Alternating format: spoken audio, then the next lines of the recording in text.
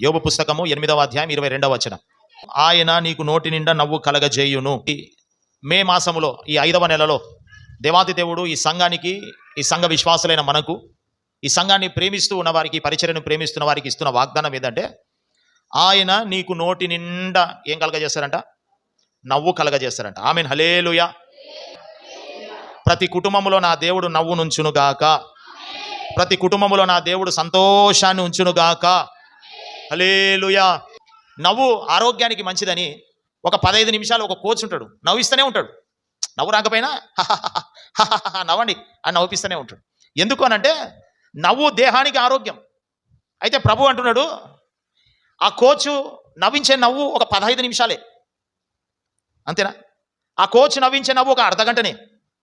కానీ నా దేవుడు నీ నోటిలో నవ్వు పెడితే అది శాశ్వతం. ఆమేన్, హల్లెలూయా. అది అర్ధగంట ఉండదు, అది 15 నిమిషాలు ఉండదు. ఎప్పుడు నువ్వు సంతోషంగా నవ్వుతూనే ఉంటావు. ఆమేన్, హల్లెలూయా.